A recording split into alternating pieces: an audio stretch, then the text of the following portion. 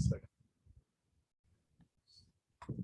And yeah, just so you all don't have to take a lot of notes, and also for a few folks we know that weren't quite able to be with us today, we're going to record the rest of this as we're kind of sharing the screen, sharing slides. But feel free to ask questions at any point. So when we think about communicating data, one of the big things around this is that we're trying to use data to fix kind of the gap in trust we see in the sector. So data is great to kind of energize our current audience. We actually see it's best used and most effective. So it's very effective with our current audience, but most effective actually getting new people in the door, right? So if you think about how someone can come find your organization, sharing a story, if I don't know who you are as an organization, I'm probably not taking the time to read the story you're writing, possibly, right? I may not have the investment in this kind of quick attention span day and age to read something that's kind of a narrative that you're putting out there. But a stat, something I can glance at quickly, and if it catches my eye or interests me, I might then try to go back to learn more about the work you're doing, and that's where those stories and narratives and impact stories can really draw me in more. So we know that data is really critical for building relationships and for trying to get over this kind of trust issue that people have with the nonprofit sector.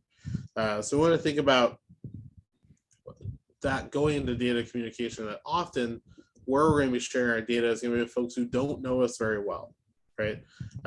Obviously, we're also using it with our current audience, but one way we're using it is with folks who don't know us, and that's going to impact what data we want to share, how we want to share it, how we want to visualize it, making sure we're packaging it in a way that's approachable for people, and a way that's kind of transparent.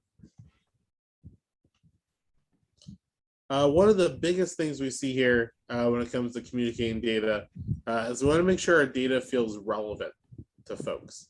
So we want to think about who our audience is, right? The big thing when thinking about who our audience is how much do they know about our issue, right? Are we an education nonprofit that mainly has, retired teachers as donors? Because if so, we can maybe share some more technical stats, right? Or stats related to certain tests, right? Or things that they're going to care about. If instead, right, I'm an organization that has kind of general community members who maybe don't know a ton about the social issue that I work in, they kind of support us, right, at a high level. I need to make sure I'm stripping out any jargon, right, and using stats that are actually going to motivate folks. Secondly, the biggest amount of data we're going to be sharing is impact data. So we're going to talk more about this here in a second, but sharing out really what our programs are doing right now and what impact they're having. That ultimately is what people typically care the most about. There might be some stats we want to share around finance. Finance and fundraising are two things that often we are only sharing internally, and there are opportunities to share externally. So we talked a little bit about that as well. Sometimes depending on the organization and the social issue with, some of the stats we share are out there so we can be relatable and we can be comparable, right? So if we are a shelter, often folks are looking at the number of beds, right? If we're a food organization, folks are looking at the number of meals, right? Or pounds of food donated. While those stats often don't show the full range or scope or impact of our work, they're kind of expected to be there by a donor, right? So we need to think about how we share those, but how we hopefully try and move people beyond those as well. And then finally, the question we get often asked is how you balance those stories and stats, right? Thinking about stories for stats, how much should I be doing one over the other? The thing we always tell folks is that, in general, if you take kind of 10 Americans, 6 of them are going to give to you for the first time because of a stat, 3 because of an emotional appeal through a story, but those 3 are going to give more than the 6 collectively, right? So it's rare we find a major donor that's given to us just because of a stat we share. But how we get people in the door initially is often that stat-based approach. So really a combination of these stories and stats is really critical for us. So we'll talk about data visualization here in just a second. I want to pause though and just hear from folks. What data are you kind of currently sharing right now that you feel like is really working? So what data are you sharing right now that you feel like your audience is responding to? Anything kind of stand out when you think about that?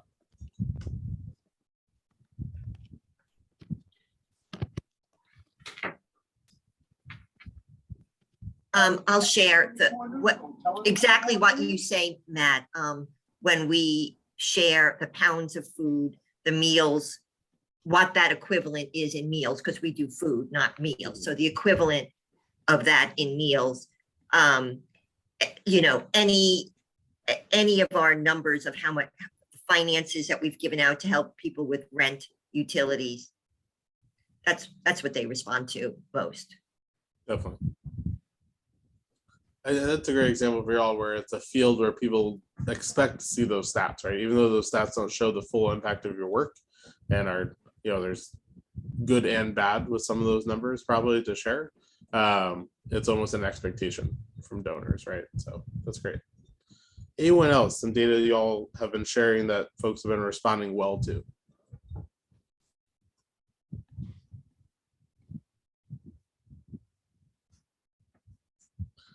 I think one of the big things I'll say before we dive into the data visualization piece right now is that a couple of trends in the space we're seeing. Donors are responding, kind of pre-2020, they moved away a little bit from looking at scope as much, and we're really looking at your impact, right? So even if you're only serving 10 people, what difference are you making for those 10? We're still seeing that's true, right? That requires a more educated and kind of higher level donor. But also donors are, I think, responding to scope data stronger than they were, because of the fact they're just impressed you're doing stuff right now, right?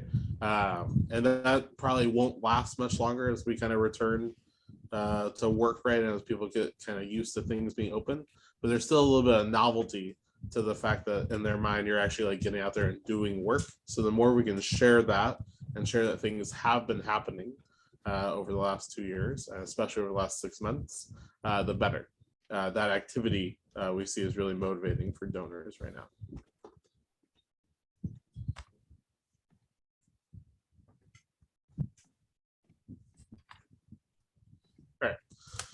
All right. So the next thing we want to talk about in terms of kind of communicating our data, one big thing here is thinking about how we visualize our data, right? So if all of our data are always just numbers we're putting out there, it's easy to kind of gloss over, especially if we have a couple numbers we're sharing at the same time, right? So if I have one infographic, I'm throwing 3 or 4 stats on there, all of a sudden pretty soon, right, it just looks like a spreadsheet I'm putting out. And people aren't going to pay as much attention. So I want to think about how am I visually engaging folks, right? What am I doing to kind of remind them about why these numbers matter? Visualization, when we talk about this, it helps people remember things longer. So if I just see 37% versus like some type of visual that goes along with it, I'll remember that visual one longer than just the number itself. It's going to allow us to kind of drive our point faster a little bit, and often gets more interaction. So folks are more likely to comment, reshare, etc. if they see data visualization on social media, for instance, instead of just a data fact.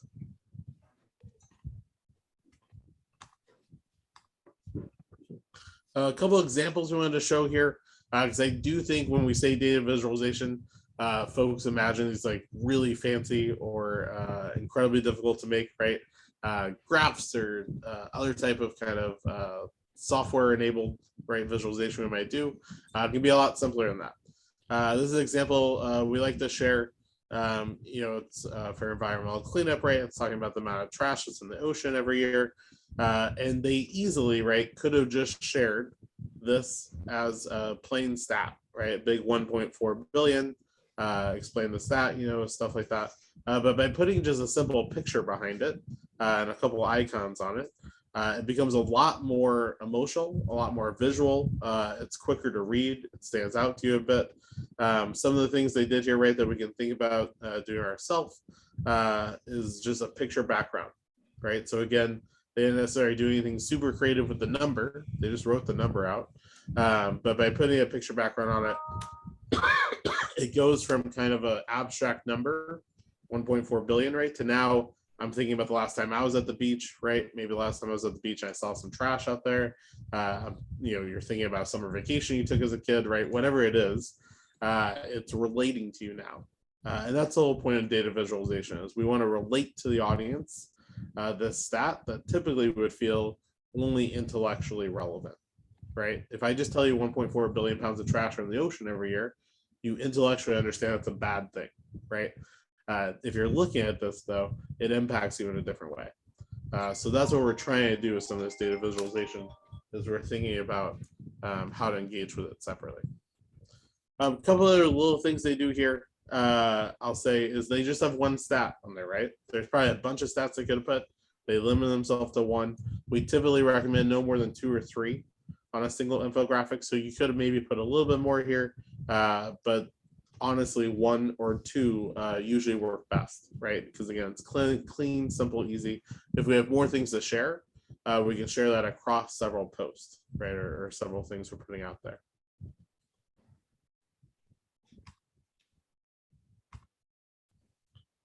The other thing, there's a lot of problematic things when you think about the fundraiser that was the Ice Bucket Challenge.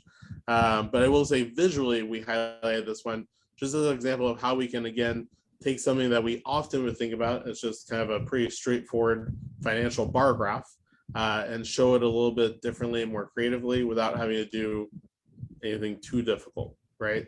So clearly here, they're trying to talk about where the money goes from the campaign, and they show that by the different levels on the bucket, right? This still at its heart is just a simple kind of stacked bar graph, right? But by putting it in this image, right? We've seen people do this with that maybe do clothes donations or food donations by putting kind of pictures of meals, right? Or things like that on their icons in the graphic itself. It's going to hit people differently, right? If this was just a bar graph with financial data, no one would have really paused to look at it. Instead, this is very clearly related to the campaign they did. People very clearly understand kind of what happened from it.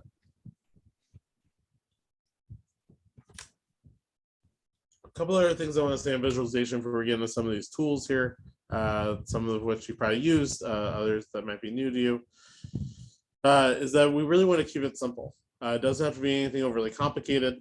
It doesn't have to be anything over fancy.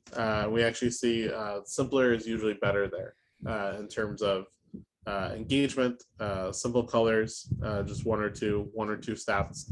That's what we typically see audiences are engaging with most.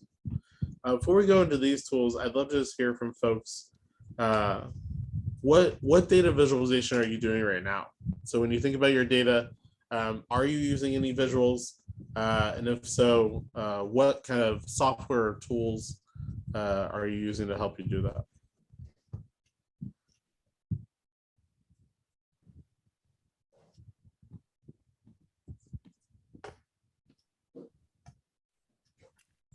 I'm embarrassed to say that we don't,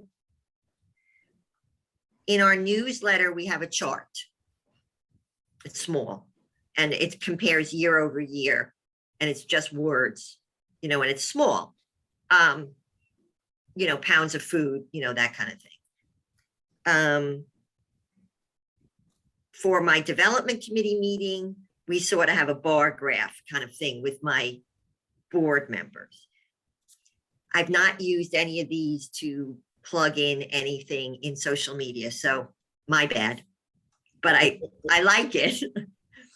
Definitely good goals to have. And also I saw in the chat too, Canva, 100% Canva is the one I think we probably all are using to some extent at our organization. We'll talk about a couple other tools here in a second that might be available options if you want to take the time to kind of.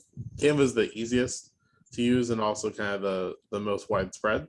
There are a couple others if you want to try to kind of go to that next level on it, but not necessarily needed. I'll say Canva can do 99.9% of what you'll need for data visualization in terms of how we're communicating it out. I want to give an example though, and Marilyn, based on what you're just sharing there, that a lot of times it's that icon piece when we're thinking about data visualization. So for instance, if you all gave out 10,000 pounds of food 3 years ago, and then 15,000 2 years ago, then 20,000 this year, right? Even just like showing some cans, right? Each can representing 5,000 pounds of food, and then you're stacking cans, right?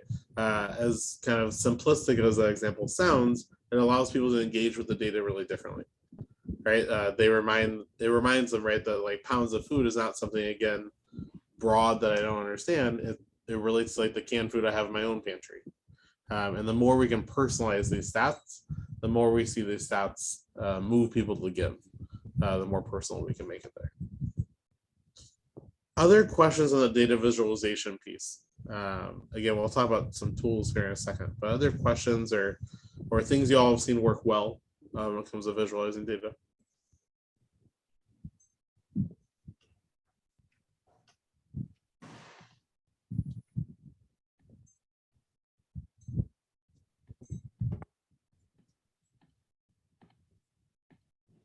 I'll say that the two things we see our partners do, I think most common, are use those picture backgrounds.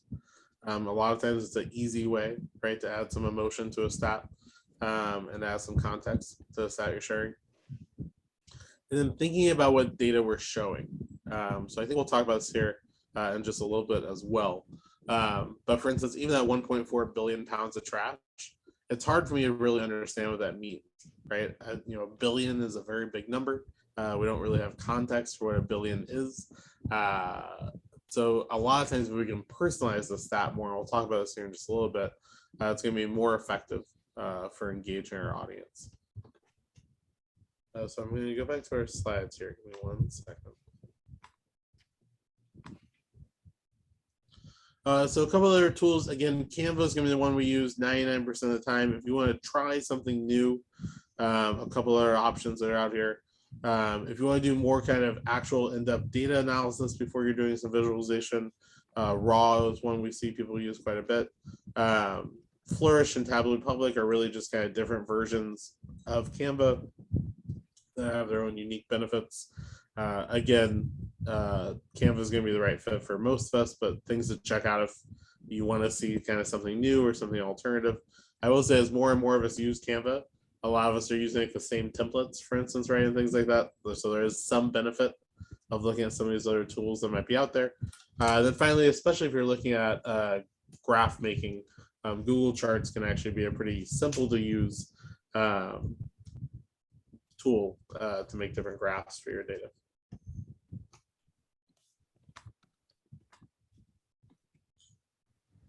A couple of design tips here.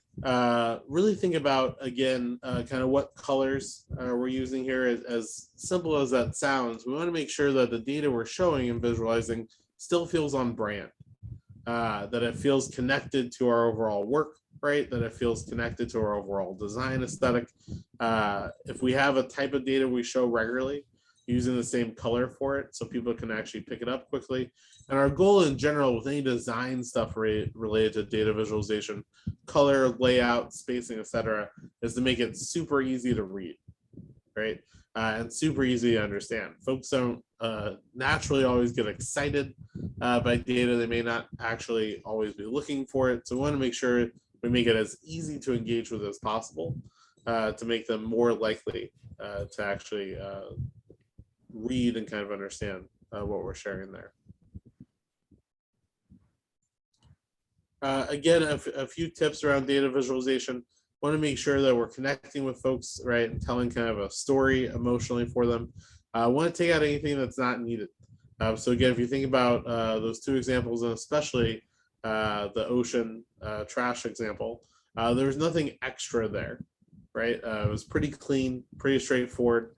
So I want to take out anything that doesn't have to be there to make it simpler to read and engage with. I want to make sure our most important data is at the top. So if we are sharing 2 or 3 pieces of information, we're sharing the 1 or 2 that matter most at the top from left to right, size also there. And then finally, it just doesn't need to be that fancy. A lot of folks have experimented with doing some kind of animations or 3D effects, all this type of stuff. And we actually see the simplistic data visualization stuff actually gets better engagement from folks than the really kind of fancy side of that.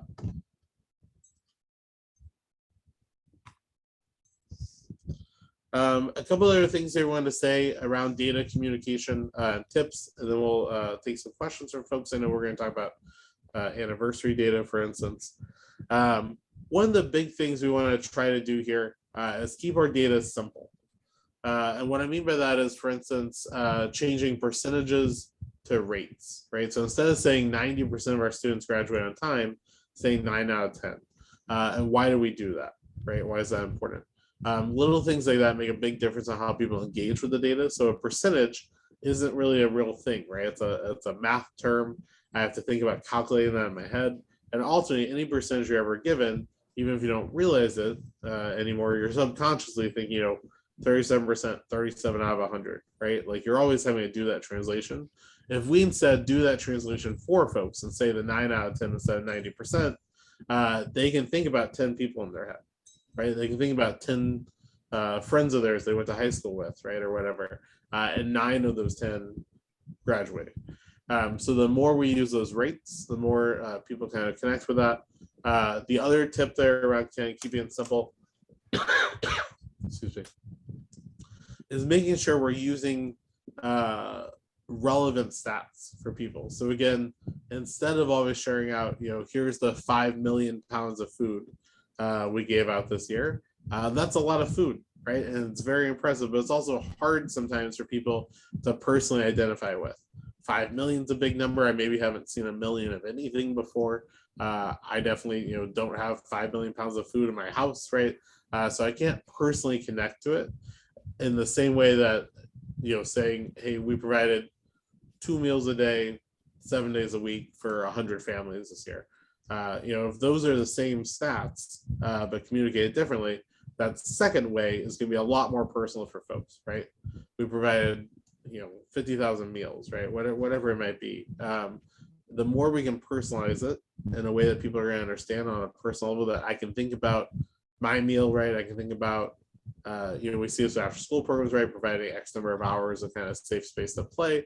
I can think about, after school programs I participated in as a kid, right? Or that my kids do, whatever it might be. So it's important. We're thinking about how to personalize those stats. And every now and then the big ones are good, right? To show scope. And especially these days, donors are responding well to that.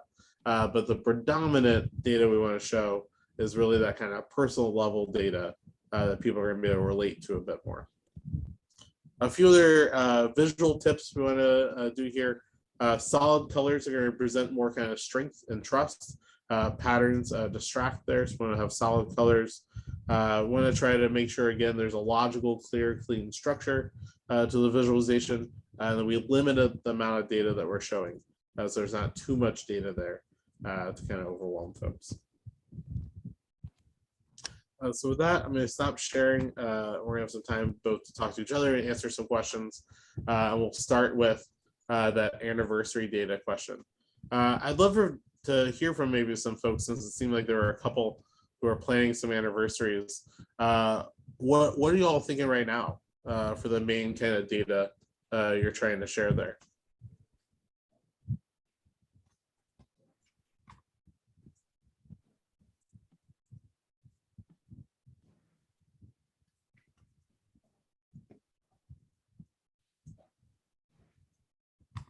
And feel free, if easier, to put in the chat. Feel free to chat as well.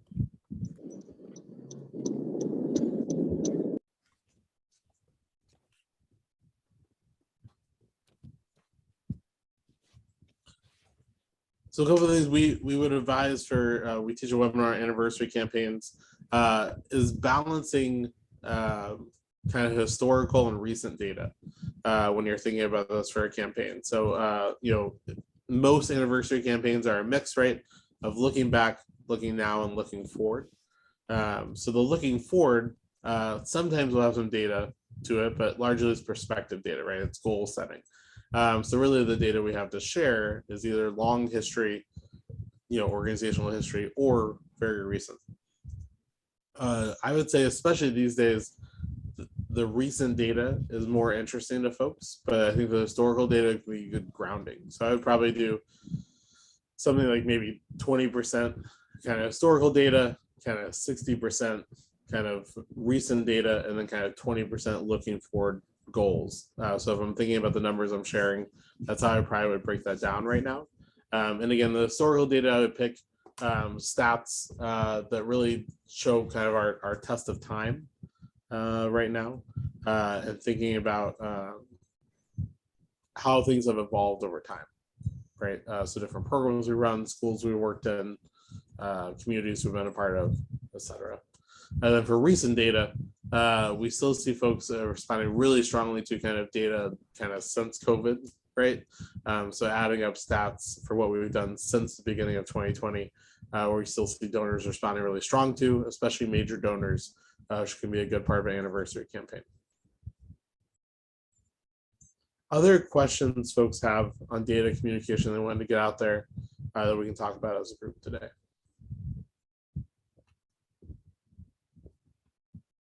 And again, feel free to chat or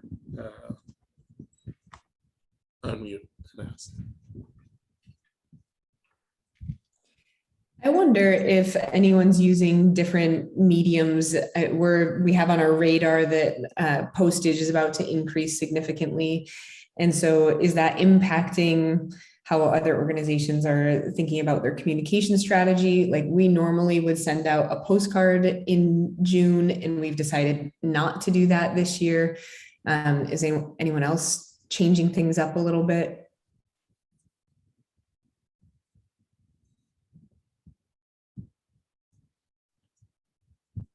Yeah, I'm happy to answer some trends we're seeing about it. I'd love to hear from other folks, kind of where they're communicating their data right now.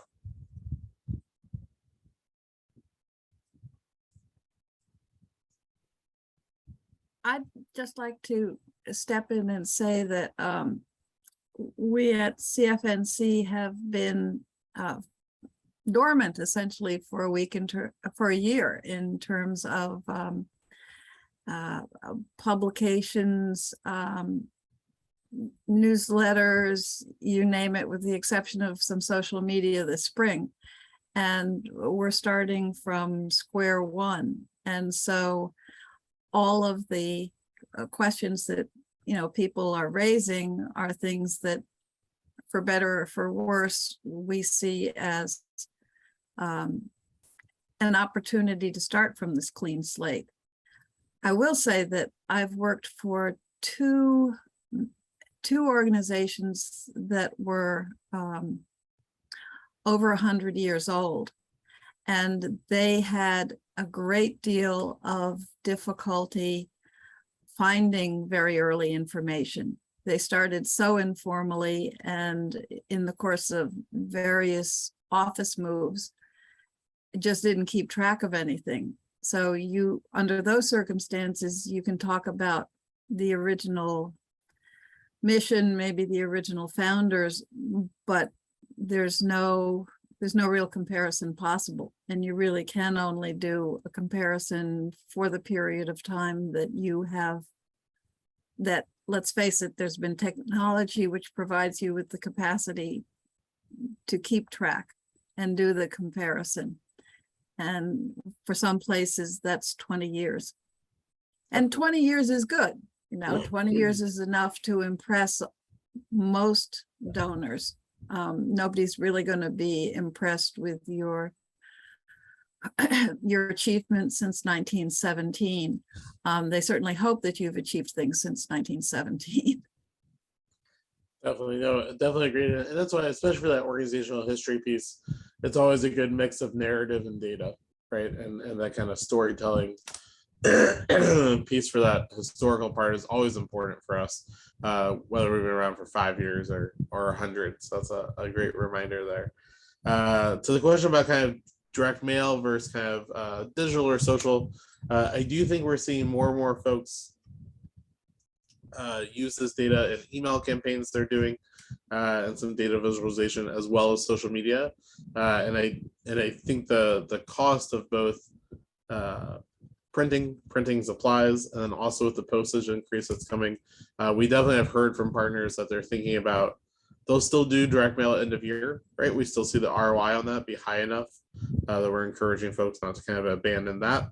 But especially for kind of smaller campaigns during the summer, smaller stewardship campaigns, we're seeing more and more folks go digital with that, not for maybe individual major donors, but for kind of newsletter style campaigns that they're sending out, and just because of the cost.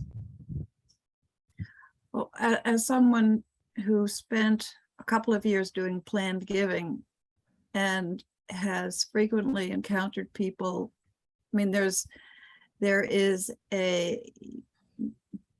generational differences in the willingness and the facility, the capability to deal with social media. And so I am acutely aware and find myself repeatedly reminding people between the ages of 22 and 35, say, that you can't totally abandon printed materials because you're going to lose a lot of your plan giving prospects with that. And that, in my mind, that means that you have to have better demographic information, and you might regard that as intrusive, but you do need to segment your donors and market to them in the way that they will read and respond. And I think that donor segmentation is a big thing we've been encouraging folks, especially if you're going to invest in the direct mail, right? Know who you're sending to. That's I think something we're seeing folks do. And again, to that direct mail question, the average age of the U.S. donor is 62, right? So you gotta know who you're sending to. So depending on your audience, that calculation is going to be different on kind of what medium is best there. And I will also say, I think data makes a lot of sense on social media as a cultivation stewardship thing, but we also see it's a great tool in our emails. So in our email campaigns that we're moving either from print to email or just have always been email. Email is a place we see folks engage with data pretty well, especially if we have a small visual for it. Again, we don't want to overwhelm our email, but that's a good option as well there. Other questions around data communication, either where folks are sharing it, what data they're sharing, or kind of what visualization they're using for it. I have a quick question for the group. Our fiscal year annual report, which usually goes out with our end of year financial request, like we put it in one mailing. We also have that fiscal year annual report digitally, just to attach to emails, etc. We've never just done our annual report digitally, where the world has to find it there, or in an email or a constant contact. Again, because Susan, we have a real mixed bag of ages. We have a substantial age 62 and over, donor base. So they need the paper. I just was curious if people have, with their annual reports, which have a lot of data, if they've just gone cold turkey and done it electronic. That was a long way for me to spiel that out. Sorry.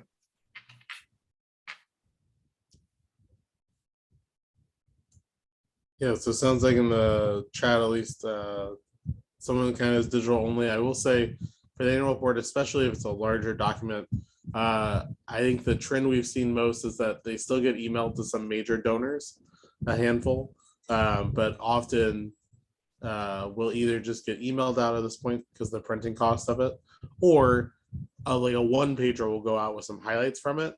And in that one pager, there's a link to go read the full thing. Right. So that's the other thing too, right? We're trying not to think of these channels as kind of independent, but we're trying to think of more of kind of an omni-channel approach. So when we're thinking about that, how can we use a shorter direct mail thing that we can get the cost down on to link back to a digital version of it, that we don't have to pay to print, 10-page annual reports for everybody. So.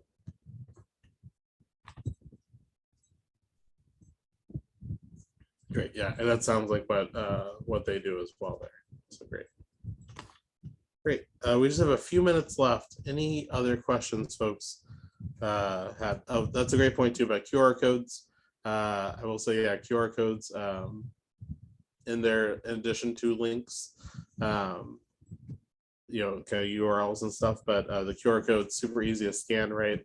A lot of that traffic happens on phone anyway these days, and people are used to it now for the menus and things like that. About the QR codes, real quick, to the person who mentioned it. This was bizarre. At our golf outing, we had our T signs all out there with our donor names on the T signs. somebody suggested afterwards that we put QR codes on the T signs with the donor's logo, so people could just go up and see who the heck is this company, as opposed to looking at it in the program or looking it online. I'll be quiet. I thought that was really clever. Yeah, no, that's an awesome idea. And I would add, Bitly is now doing QR codes as well. And so if your donors care about tracking and knowing sort of how much traffic is being directed from your QR code, that's a really helpful thing. And then I've also learned to use flow code. I created a flow page. I don't know if others are familiar with that, but if you look up flow code, it's a great sort of pseudo landing page where you can have a link, you can have a video embedded, you can have links to, social media, to blog pages, to your annual report, with sort of whatever, and you can update that dynamically, and they let you download for free a QR code to that as well. So we've tended to use that QR code that goes to this flow page that lets us dynamically update and link people to new things throughout the year. That's great. Thank you. Any final questions folks have for a wrap up for today?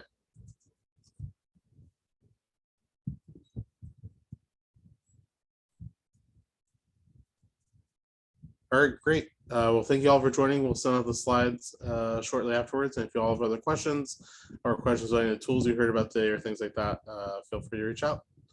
Thank you all. Have a good rest of the day.